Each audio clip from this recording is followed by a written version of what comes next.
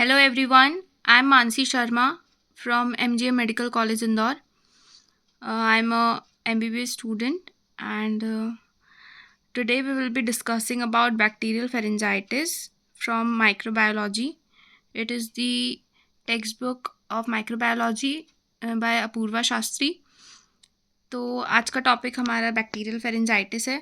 सो bacterial pharyngitis मतलब क्या होता है? फेरेंजाइटिस मतलब हमारे फेरिंग्स का infection. Itis is for inflammation. ठीक है, तो फेरिंग्स में कोई भी इन्फेक्शन होगा सो दैट इज़ फेरेंजाइटिस. तो इसका जो कॉमनली हम लोग वर्ड यूज़ करते हैं दैट इज़ सोर थ्रोट. ठीक है, is one of the most common upper respiratory tract infection.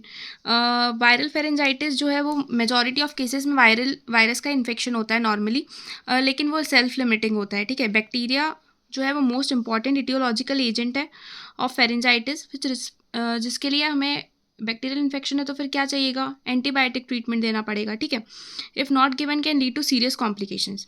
तो इसमें ये पूछते हैं कि what are the common etiological agents for bacterial pharyngitis.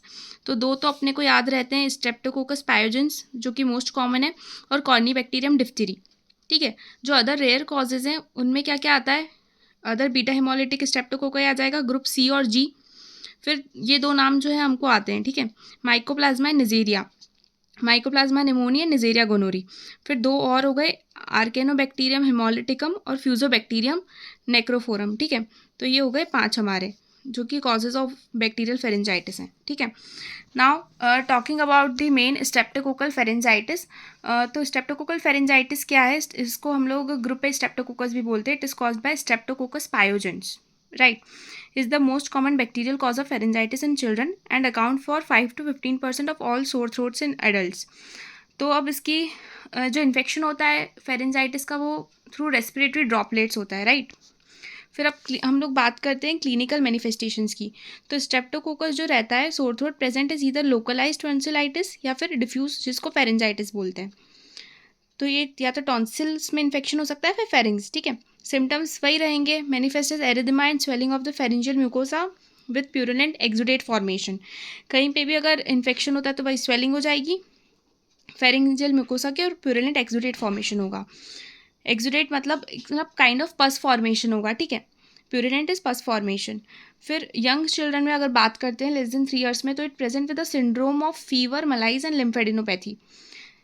वो बता रहे हैं कि इसके कितने टाइप के मैनिफेस्टेशंस हो सकते हैं.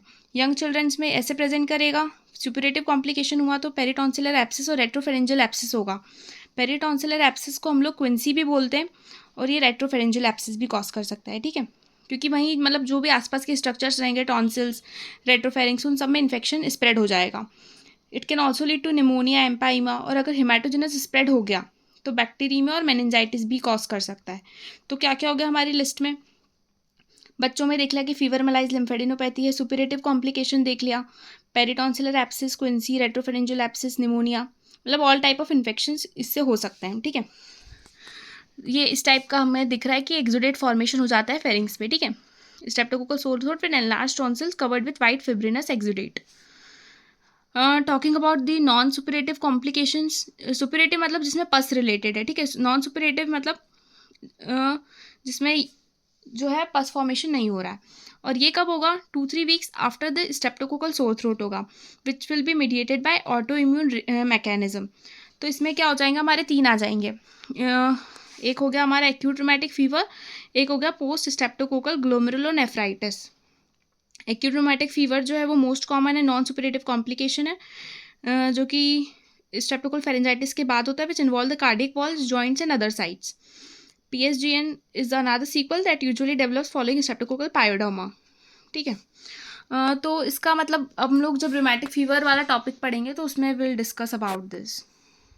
ये सब भी मॉलिकुलर मिमिक्री और क्रॉस रिएक्टिविटी की वजह से होता है, तो it is because of Streptococcus only है. ठीक है, डिफरेंशियल डायग्नोसिस में क्या क्या हो जाएगा? डिफ्थीरिया हो जाएगा, वायरल फेरेंजाइटिस हो जाएगा.